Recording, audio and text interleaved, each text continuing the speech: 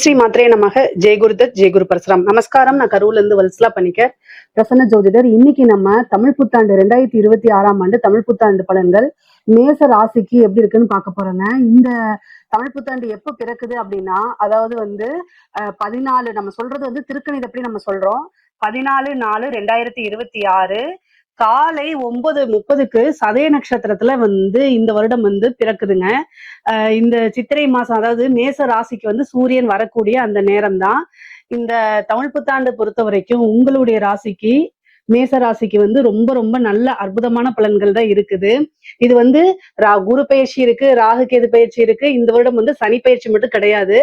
இது எல்லாத்தோடைய பலன்களும் கலந்து உங்களுக்கு டீட்டெயிலா எப்படி இருக்குன்னு பார்க்கலாம். ஃபர்ஸ்ட் நீங்க ஏழரை சனி இருக்கு, 7.5 சனி இருக்கு, கொஞ்ச நாளாவே சரியில்லை அப்படிங்கிற அந்த எண்ணங்களை தூக்கி போட்டுருங்க. எப்பவுமே உங்களுடைய ராசிக்கு குரு 9ஆம் அதிபதி, பாக்கியாதிபதியா இருக்கனால இந்த கஷ்ட காலங்கள்ல நீங்க வணங்கக்கூடிய தெய்வங்கள் குரு ரூபத்துல உங்களே காப்பாத்திட்டு இருக்காரு அப்படின்னு தான் சொல்லணும். ஏன் அப்படின்னா, இந்த இப்போ ஏப்ரல் மாசம் பிறக்குதுங்களா, இந்த ஒரு மாசம் கொஞ்சம் அப்படியே இருக்கும். ஆனா அதுக்கப்புறம் குரு ஜூன் 1ஆம் தேதி பயிற்சியாகி வராரு. 4ஆம் இடத்துக்கு பயிற்சியாகி மிதுன ராசில இருந்து கடகராசிக்கு பயிற்சியாகி உங்களுக்கு சனியை பாத்துருவாரு. அப்போ ஏழரை சனிங்கிறது அந்த தாக்கங்கள் கட்டாயம் உங்களுக்கு குறையுங்க. பொதுவாவே குருவுடைய பார்வை அப்படிங்கிறது உங்களுக்கு நன்மைகளை அதிகப்படுத்தும். அதனால இந்த ஏழரை சனியுடைய தாக்கம் கட்டாயம் உங்களுக்கு குறையும். இது எப்போ அப்படின்னா ஜூன் மாசத்துக்கு அப்புறம். அதே மாதிரி பாத்தீங்கன்னா உங்களுக்கு ராகு கேது பயிற்சி இருக்குது. இந்த டிசம்பர் மாசத்துல வரக்கூடியது பாத்தீங்கன்னா உங்களுக்கு ராகு கேது பயிற்சி, அதுவும் நல்ல நன்மைகளை கொடுக்குது. இது என்னன்னா, எப்போ போல நீங்க போன வருஷம் உழைப்பு போட்டிருப்பீங்களா, அதை விட கூடுதலான உழைப்பும் கொஞ்சம் உத்வேகத்தையும் அதிகப்படுத்தினீங்கனாலே இந்த வருடம் உங்களுக்கு ஒரு ஜாக்பாட்டான இயர் தான். அதாவது நீங்க நினைச்ச காரியங்களை சாதிக்க முடியும், நீங்க நினைச்ச விஷயங்களை அடைய முடியும். உங்களுக்குன்னு லைஃப்ல இந்த வருடம் ஒரு டார்கெட் வச்சிருப்பீங்க இல்லையா, அந்த டார்கெட்டை உங்களால கட்டாயம் அடைய முடியுங்க. எந்தவித கவலையும் வேண்டாம். எப்பவும் போல நீங்க செயல்படுங்க. அதே மாதிரி கொஞ்சம் உங்களுக்கு இஷ்ட தெய்வத்தையும் சில பரிகாரங்கள் நான் சொல்றேன், அதையும் ரொம்ப ரொம்ப சிம்பிள் தான். நீங்க இதுக்காக நிறைய ஸ்பெண்ட் பண்ண வேண்டாம், டைம் ஸ்பெண்ட் பண்ண வேண்டாம். ரொம்ப சிம்பிள், அன்றாடம் செய்யக்கூடிய விஷயங்கள் தான். அதை மட்டும் நீங்க கொஞ்சம் சேஞ்ச் பண்ணிக்கிட்டாலே இந்த வருடம் உங்களுக்கு ஒரு சக்சஸ்ஃபுல்லான ஆண்டாதான் இருக்க போகுது. பிசினஸை பொறுத்த வரைக்கும் நீங்க செய்யக்கூடிய தொழில் எப்படி இருக்கும் அப்படின்னா, 10ஆம் இடத்துக்கு பாத்தீங்கன்னா குருவோடைய பார்வை வரப்போகுது. அதனால தொழிலை பொறுத்த வரைக்கும் நல்ல வளர்ச்சி தான். ஏழரை சனியாக இருந்தாலும் ஒரு இன்வெஸ்ட்மெண்ட் பண்ணி புதுசா தொழில் தொடங்குறதுக்கு நல்ல அமைப்புகள் இருக்கு.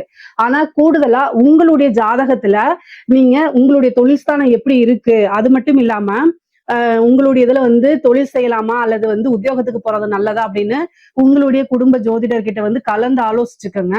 அதுக்கப்புறம் தொழில் ஸ்டார்ட் பண்ணுங்க. ஆனா ஜென்ரலான ப்ரெடிக்ஷன் படி உங்களுடைய ராசிக்கு தொழில் ஸ்தானம் ரொம்ப நல்லா இருக்கு. இந்த வருடம் தொழில் தொடங்கலாமானா கட்டாயம் தொடங்கலாம். ஏழை சனி, அஷ்டமத்து சனி எல்லாம் பெரிய லெவல்ல உங்களுக்கு வேலை செய்யாது இந்த வருடத்தை பொறுத்த வரைக்கும். அதனால நீங்க கவலையப்பட வேண்டாம். குரு உங்களுக்கு அதிக நன்மையை தான் கொடுப்பாரு. அது மட்டும் இல்லாம குரு அதிசாரமா சிம்மராசிக்கு வேற பயிற்சி ஆகக்கூடியது. இந்த வருடத்திலேயே குரு பயிற்சி 2 இருக்கு. அது 2மே உங்களுக்கு அதிர்ஷ்டம் தான். உங்களுடைய ராசியை பொறுத்த வரைக்கும் அது அதிர்ஷ்டத்தை தான் கொடுக்க போகுது. முக்கியமா தொழில முன்னேற்றத்துக்கு குரு பகவான் உங்களுக்கு உதவி செய்ய போறாரு. 10ஆம் இடத்துல வரக்கூடிய ராகு பல நன்மைகளை கொடுக்க போகுது.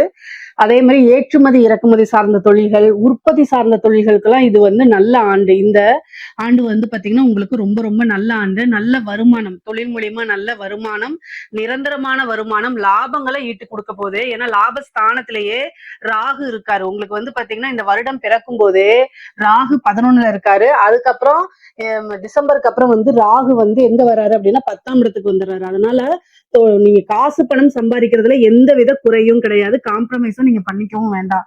உங்களுடைய ராசிதிபதி செவ்வாய் வருடம் பிறக்கும் போது 12ஆம் இடத்துலதான் இருக்காரு. 12ஆம் இடம்ங்கிறது விரயம் மட்டும் கிடையாது, இன்வெஸ்ட்மெண்ட்டும் கூட. நல்லா தூக்கமும் வருங்க. பொதுவா நிறைய உழைக்கிறீங்கன்னா அதுக்கு ஈக்குவலா நீங்க ரெஸ்டும் எடுத்துக்கணும். ஏன் அப்படின்னா 12ஆம் இடத்துல இருந்து 6ஆம் இடத்தை உங்க ராசிநாதன் பாப்பாரு. அப்ப ஹெல்த் ரீதியாவும் கொஞ்சம் பிரச்சனைகள் வரும், அதையும் நீங்க பாத்துக்கணும். உழைப்புன்னு இருந்தா மட்டும் பத்தாது, உடல்நிலையும் தேக ஆரோக்கியத்திலையும் கவனம் கட்டாயம் நீங்க செலுத்தணும். சோ எந்த அளவுக்கு நீங்க ஒர்க் பண்றீங்களோ அதே அளவுக்கு என்ன செய்யணும், ரெஸ்டும் எடுத்துக்கிறது ரொம்ப ரொம்ப நல்லது. நீங்க பிசினஸுக்காக நீங்க பார்க்கக்கூடிய உத்தியோகத்துக்காகவோ அல்லது தொழிலுக்காகவோ கட்டாயம் வெளிநாடு பயணங்கள், வெளியூர் பயணங்கள், வெளி மாநிலங்கள் பயணங்கள், இந்த மாதிரி அலைச்சல்கள் அதிகமாக இருக்கும். இந்த 7.5 சனி வந்து பாத்தீங்கன்னா ஒரு தடவைக்கு 2 தடவை கூடுதலா அலைய வைக்கும். அதனால வந்து அதுக்கெல்லாம் சிரமப்படாம அந்த அலைச்சல்கள்லாம் உங்களுக்கு அனுகூலமாவும் ஆதாயமாவும் மாறுது அப்படிங்கிறத மனசுல நீங்க நினைச்சுக்கிட்டீங்கனாலே அப்படியே ஆட்டோமேட்டிக்காவே நீங்க என்ன செய்வீங்க, எந்த ஒரு இதுவுமே உங்களுக்கு சுமையா தெரியாது, எந்த ஒரு விஷயமுமே சுமையா தெரியாது. உத்தியோகத்துல இருக்கவங்களுக்கு எப்படி இருக்கு அப்படின்னா, உங்களுக்கு 6 கூடையவன் இந்த வருட ஆரம்பத்திலே நீச்சமாக இருக்காரு. அது பெரிய ப்ராப்ளம் கிடையாது. ஆனா 6ஆம் இடத்துக்கு ஓகேங்களா, 6ஆம் இடத்துக்கு சனியோடைய பார்வை இருக்கு. அதனால கவனமாக செயல்படணும். என்ன கவனமா செயல்படணும்னா, நீங்க ஒர்க் பண்ற இடத்துல நீங்க உண்டு, உங்க வேலை உண்டு அப்படிங்கிறத எடுத்துக்குங்க. மத்தவங்களுக்கு ஹெல்ப் பண்றது, இல்ல காசிப் பேசுறது, இந்த மாதிரி விஷயங்களை மட்டும் தயவு செய்து அவாய்ட் பண்ணிக்கங்க. சனியோடைய பார்வை இருக்கு. முக்கியமா வந்து சனி என்ன செய்வாரு அப்படின்னா, நீங்க ஒரு ஒரு சின்ன விஷயத்த சொல்லியிருப்பீங்க, ஆனா அதை திரிச்சு சொல்ல வச்சிருவாரு. இந்த 7.5 சனி எல்லாம் வந்து நீங்க தப்பு செய்யலைனாலும் சம்டைம் வந்து நீங்க வந்து அதுக்கு கெட்ட பேர் எடுக்கிற மாதிரியோ அல்லது ஒரு சின்ன பனிஷ்மெண்ட் மாதிரியோ உங்களுக்கு கிடைச்சிரும். இதுல வந்து என்னன்னா, நீங்க ஒர்க் பண்ற இடத்துல ரொம்ப ஒரு நல்ல நட்பு வந்து உங்களுக்கு கிரியேட் ஆயிருக்கும். அது எல்லாமே கட் ஆகக்கூடியது. நீங்க போய் ஹெல்ப் பண்ணிருப்பீங்க, யாருக்காவது ஹெல்ப் பண்ணிருப்பீங்க. அதனால வந்து உங்களுக்கு அந்த உதவியே வந்து உபத்திரியமா மாறுறதுன்னு சொல்லுவாங்கல்ல, அந்த மாதிரி விஷயங்கள். இது மாதிரி ஒர்க் பண்ணக்கூடிய உத்தியோகத்துல இருக்கவங்களுக்கு பணிச்சுமை அதிகமா, வேற யாரையாவது வந்து எடுத்துட்டு அந்த ஒர்க்ல உங்களை சேர்த்து பார்க்க சொல்லுவாங்க. இது மாதிரி ஒர்க் ப்ரெஷர் ஜாஸ்தி, இந்த மாதிரி விஷயங்கள்லாம் கட்டாயம் வரும். ஆனா குரு வந்து உங்களுக்கு 4ஆம் இடத்துக்கு பதவி ஸ்தானத்துக்கே வராரு. அதனால கவலைப்படாதீங்க. நீங்க பார்க்கக்கூடிய உத்தியோகத்துல நல்ல மாற்றங்களும் உங்களுக்கு இருக்குது. ஒரு ஏற்ற இறக்கம், அதாவது நல்லது கெட்டது ரெண்டுமே உத்தியோகத்துல இருக்கவங்களுக்கு கட்டாயம் நடக்கும். ஆனா இஷ்ட தெய்வ வழிபாடு, ஆஞ்சநேயர் வழிபாடு கூடுதலா பண்ணிக்கங்க. உத்தியோகத்துல இருக்கவங்களுக்கு கவனமாக இருந்தாலே பல, அதாவது நீங்க போய் சிக்கக்கூடிய விஷயங்கள், மாட்டிக்கக்கூடிய விஷயங்கள் வந்து நீங்க தப்பிச்சிடலாம். எந்த ஒரு விஷயத்துலயும் என்ன செய்வீங்க, மாட்டிக்காம தப்பிச்சிடலாம். என்ன வழிபாடு பண்ணணும், இஷ்ட தெய்வ வழிபாடு, அதே மாதிரி ஆஞ்சநேய வழிபாடு, குலதெய்வ வழிபாடு எல்லாம் பண்ணிக்கங்க.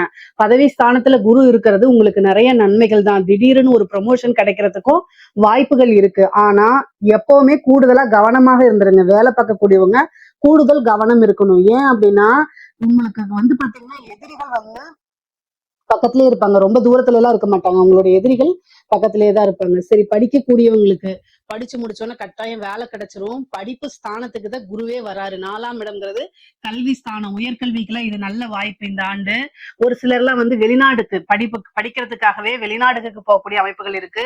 குருவோடைய பார்வையும் சரி, 10 குடையவரும் சரி 12ஆம் இடத்துல இருக்கனால, குருவோடைய பார்வையும் 12ஆம் இடத்துல இருக்கனால உத்தியோகத்துக்காகவோ தொழிலுக்காகவோ அல்லது படிப்புக்காகவோ வெளிநாடு, வெளியூர், வெளிமாநிலங்கள் பயணங்கள் உறுதியாக உண்டு. இந்த படிக்கக்கூடியவங்களுக்கு வந்து பாத்தீங்கன்னா என்ன கோர்ஸ் எடுக்கிறது அப்படின்னு வந்து குழப்பமான மனநிலை இருந்துச்சு அப்படின்னா நல்ல தீர்க்கமா ஆலோசிச்சு உங்களுடைய வெல்விசர் கிட்ட கலந்து ஆலோசிச்சுட்டு அதுக்கப்புறம் எடுங்க. அது வந்து உங்களுக்கு வாழ்க்கையவே நல்ல மாற்றங்களை, நல்ல விதமான மாற்றங்களை உண்டு பண்ணக்கூடிய ஆண்டுதான் இந்த ஆண்டு.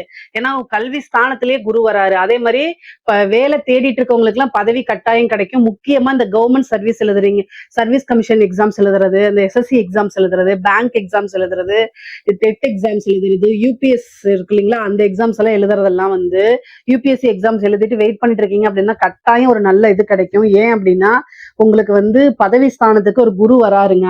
அதே மாதிரி குரு வந்து 10ஆம் அதிபதியை பாக்குறாரு. அப்போ வந்து கட்டாயம் ஒரு உத்தியோகத்துல போய் உட்காரக்கூடிய அமைப்புகள், திடீர்னு ஒரு அரசாங்க பதவி கிடைக்கக்கூடிய அமைப்புகள் இந்த வருடம் முழுவதுமே வந்து பாத்தீங்கன்னா உங்களுக்கு ரொம்ப உத்தியோகத்துல இருக்கவங்களுக்கு முக்கியமா கவர்மெண்ட் சர்வீஸ் கிடைக்கிறதுக்கு வாய்ப்புகள் அதிகமாக இருக்கு. அதனால கவலையப்பட வேண்டாம். மேச ராசியில இருக்கக்கூடிய பெண்களுக்கு இப்ப இந்த வருடம் வந்து பாத்தீங்கன்னா உங்களுக்கு வந்து ரொம்ப ரொம்ப அருமையாக இருக்கு. என்னன்னா இவ்வளவு நாளா உங்களுக்கு ஏதாவது ஒரு விஷயங்கள் தள்ளி போயிட்டே இருக்கும். ஒரு விஷயத்த நீங்க ஸ்டார்ட் பண்ணணும்னு நினைப்பீங்க, ஆனா முடியாம போயிருக்கும். பட் ஆனா வந்து இந்த வருடத்துல வந்து அதை கட்டாயம் நீங்க பண்ணிருவீங்க. என்ன சாதிக்கணும்னு நினைக்கிறீங்களோ அத்தனையுமே நீங்க செய்ய ஆரம்பிச்சிருங்க. அதுக்கு உண்டான அமைப்புகள் தானாவே வந்துரும். ஃபேமிலி சப்போர்ட் கிடைச்சிரும். உங்களுக்கு குரு 4ஆம் இடத்துக்கு வரனால ஃபேமிலியோட சப்போர்ட் கிடைச்சிரும். 2 கூடிய சுக்கிரனும் நல்ல நிலைமையில தான் இருக்காரு. அதே மாதிரி குடும்பஸ்தானமும் ரொம்ப அற்புதமான நிலை தான். உங்களுக்கு வந்து சனியோடைய பார்வை 2ஆம் இடத்துக்கு இருந்தாலும் 10 குடைவருங்கிறதுனால குடும்பமே இப்ப வந்து உங்களுக்கு ஃபேமிலியில வந்து சப்போர்ட் கிடைக்கலன்னா கூட இந்த டைம் வந்து ஃபேமிலியே நீங்க ஸ்டார்ட் பண்ணக்கூடிய பிசினஸ்க்கு சப்போர்ட் பண்ணுவாங்க. நீங்க ஒர்க் பண்ண நீங்க ஒர்க் போயிட்டு வாங்க, நான் இங்க கொஞ்சம் பாத்துக்கிறேன், ஒர்க்கை நான் ஷேர் பண்ணிக்கிறேன் அப்படிங்கக்கூடிய சூழ்நிலை எல்லாம் இந்த வருடம் உங்களுக்கு கிரியேட் ஆக போகுது. அதனால தாராளமா நீங்க என்னன்னு நினைக்கிறீங்களோ அத்தனை விஷயங்களும் நீங்க ஸ்டார்ட் பண்ணலாம். உங்க கையில காசு பணம் புழங்கக்கூடிய டைம் தான் இது. ஆடை ஆபரண சேர்க்கை இருக்கு, திடீர்னு ஒரு வாகனம் வாங்குறது, ஒரு வண்டி வாங்குறது, லக்ஸுரியான கார் வாங்குறது, வீடு வாங்கக்கூடிய அமைப்புகள்லாம் இருக்கு. பொதுவாவே மேச ராசிக்கு 4ஆம் இடத்துல குரு வரதுனால கட்டாயம் வீடு வாங்கக்கூடிய அமைப்புகள் உறுதியாக இருக்கு.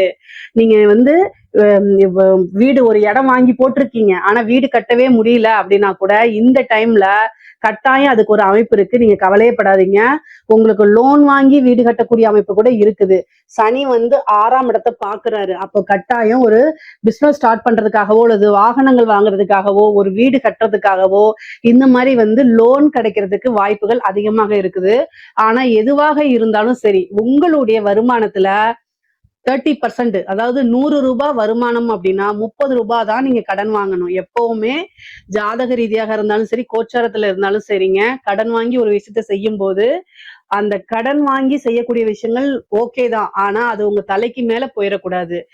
எல்லா விஷயத்தையும் நீங்க யோசிச்சுதான் கையாளணும். சரிங்களா? ஏன்னா 6ஆம் இடத்தை சனி பார்க்கும்போது கடனையும் கொடுப்பாரு, அந்த கடனால கஷ்டத்தையும் கொடுத்துருவாரு. சோ இதெல்லாமே யோசிச்சு எப்பவுமே ஒரு தடவைக்கு 2 தடவை யோசிச்சு பாருங்க.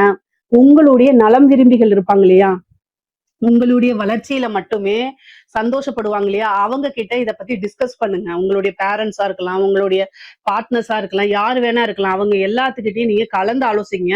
அதுக்கப்புறம் ஒரு முடிவெடுங்க. நீங்க தீர்க்கமா அதாவது பாசிட்டிவ்னா என்ன, நெகட்டிவ்னா என்ன, ரெண்டையுமே கலந்து ஆலோசிச்சுட்டு உங்களால எப்படி ஹேண்டில் பண்ண முடியுங்கிறதா இது பண்ணிட்டு புதுசா எல்லா விஷயத்தையும் ஸ்டார்ட் பண்ணுங்க. பொதுவாவே வீடு கட்டக்கூடிய அமைப்புகள்லாம் இருக்கு. இந்த டைம் இது கரெக்டா நீங்க யூஸ் பண்ணிக்கிட்டீங்கன்னா மிகப்பெரிய லெவல்ல அது உங்களுக்கு நன்மையா தான் மாறும்.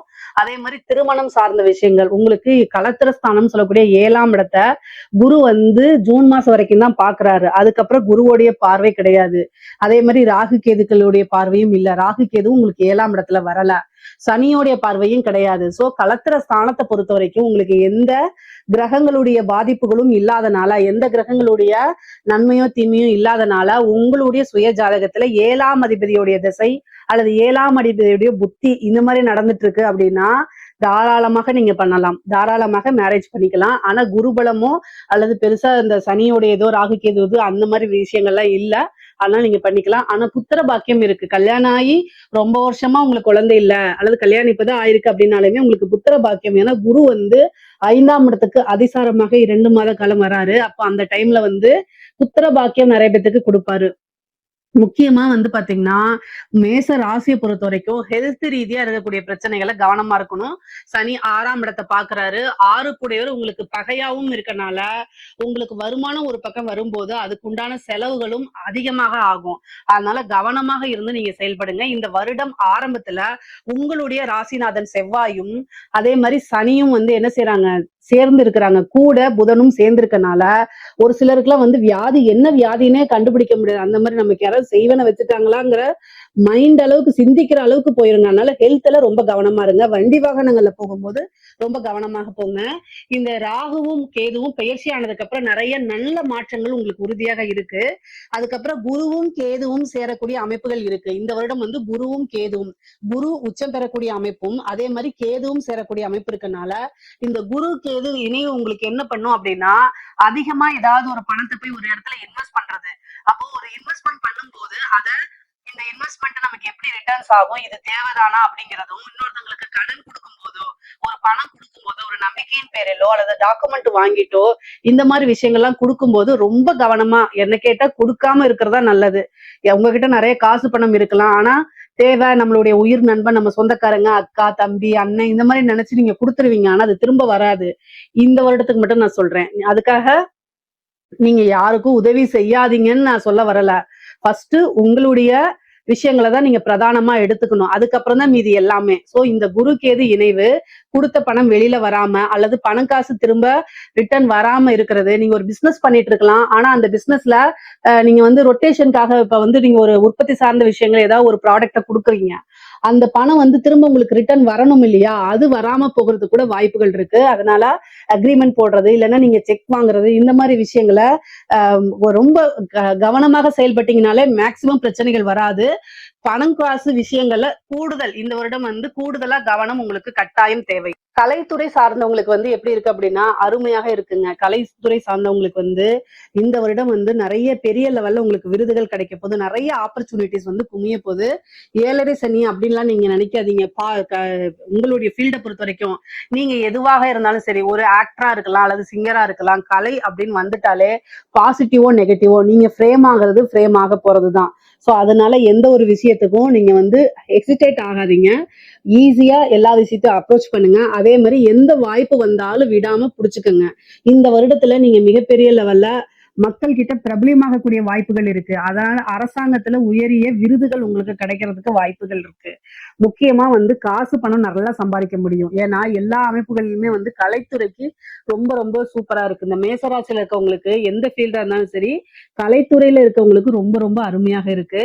அதே மாதிரி வந்து அரசாங்க துறையில இருக்கக்கூடியவங்களுக்கு ரொம்ப ஜாக்கிரதையாக தான் இருக்கணும். உங்களுக்கு 6ஆம் இடத்தை சனி பாக்குது 12ல இருந்து. அதனால என்னன்னா உயர் அதிகாரிகளுடைய அழுத்தங்கள் கொஞ்சம் கூடுதலாக இருக்கலாம். அதனால உயர் அதிகாரிகள் சொல்றதை அப்படியே கேட்காம நீங்க என்ன பண்ணணும் அப்படின்னா எதுவா இருந்தாலும் ரிட்டர்ன் ஆர்டர் கொடுங்க அப்படின்னு நீங்க சொல்லுங்க. இல்ல அப்படின்னா நீங்க பனிஷ்மெண்ட் வாங்கிடுவீங்க.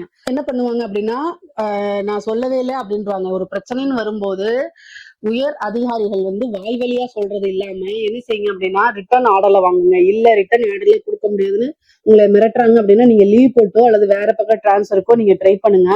மேக்சிமம் உங்களுடைய உத்தியோகத்தை அதாவது அரசாங்க பதவியை காப்பாத்திக்கிறதுக்கு என்ன வழிகள் இருக்கு அப்படிங்கிறத நல்லா சிந்திச்சு செயல்பட்டாலே பெரிய லெவல்ல மாட்ட மாட்டீங்க. முக்கியமா லஞ்ச லாவணியங்களை ஈடுபடாதீங்க. 7.5 சனி காலங்கள்ல சனி வந்து உங்களுக்கு ஃபர்ஸ்ட் ஆப்பர்ச்சுனிட்டிஸ் கொடுப்பாரு. அதை நீங்க எப்படி யூஸ் பண்றீங்கிறத பார்த்துக்கிட்டே இருந்து டக்குன்னு என்ன செய்வாங்க, ஒருத்தனை ஏமாத்தணும்னா ஃபர்ஸ்ட் ஆசையை தூண்டி விடணும்னு சொல்லுவாங்கல்ல, அதேதான். சனி உங்களுக்கு அதைத்தான் செய்வாரு. அது கூட ராகு வேற பெயர்ச்சி 10ஆம் இடத்துக்கு வர போறாரு.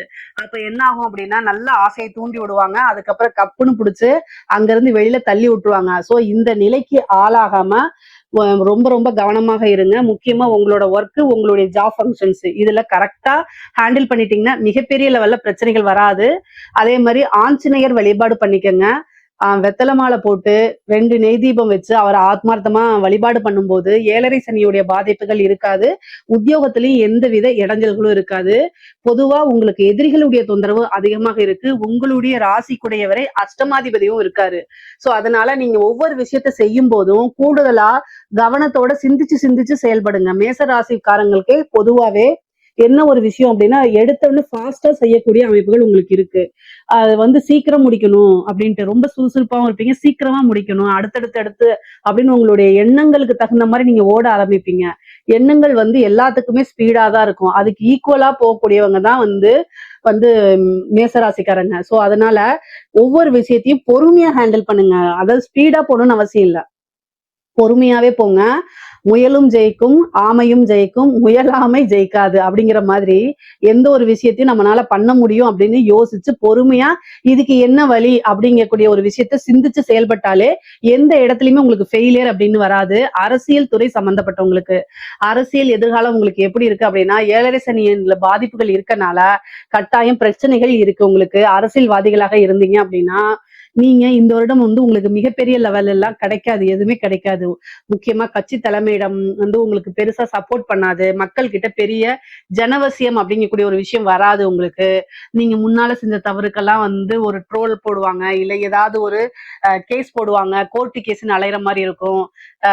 நீங்க சில விஷயங்கள் உங்களை அறியாமையே பேசக்கூடிய விஷயங்கள் எல்லாமே வந்து தப்பு தப்பா போர்ட்ரேட் பண்ணப்படும். அப்புறம் மீடியால உங்களை பத்தி தப்பு தப்பா பேசுறாங்க. இந்த மாதிரி விஷயங்கள் வருவதனால மேசராசியில் இருக்கக்கூடிய அரசியல்வாதிகள் கட்டாய வழிபாடுகள் பூஜை பரிகாரங்கள்லாம் பண்ணிக்கங்க. மேக்சிமம் வந்து பாத்தீங்கன்னா பொது வெளியில வந்து பேசும்போது ரொம்ப கவனமாக பேசுங்க. இல்ல அப்படின்னா அது உங்களுக்கே பேக் ஃபயர் ஆகுறதுக்கு நிறைய வாய்ப்புகள் இருக்கு. பொதுவாவே இந்த 2026 தமிழ் புத்தாண்டு வந்து மேச ராசிக்காரங்களுக்கு பெரிய லெவல்ல நன்மைகள் தான் இருக்கு. தீமைகள் ரொம்ப குறைவுதான். வாய்ப்புகள் அப்படிங்கிறது ரொம்ப குறைவுதான். எப்பவுமே இந்த 7.5 சனி அப்படிங்கிற வரும்போதெல்லாம் உங்களுடைய ராசிக்கு வந்து குரு வந்து காப்பாத்திடுவாரு. குருவுடைய பார்வை இருக்கும்போது சனியுடைய தாக்கம் குறையறதுனால அதிகப்படியான நன்மைகள் தான் இந்த வருஷம் உங்களுக்கு நல்லாதான் இருக்கு. இதுல ஏதாவது சந்தேகங்கள் இருக்கு அப்படின்னா கமெண்ட்ஸ்ல கேளுங்க. கட்டாயம் நான் ஆன்சர் பண்றேன். நம்மளுடைய சேனலை லைக் பண்ணுங்க, ஷேர் பண்ணுங்க, சப்ஸ்கிரைப் பண்ணுங்க. நன்றி, வணக்கம்.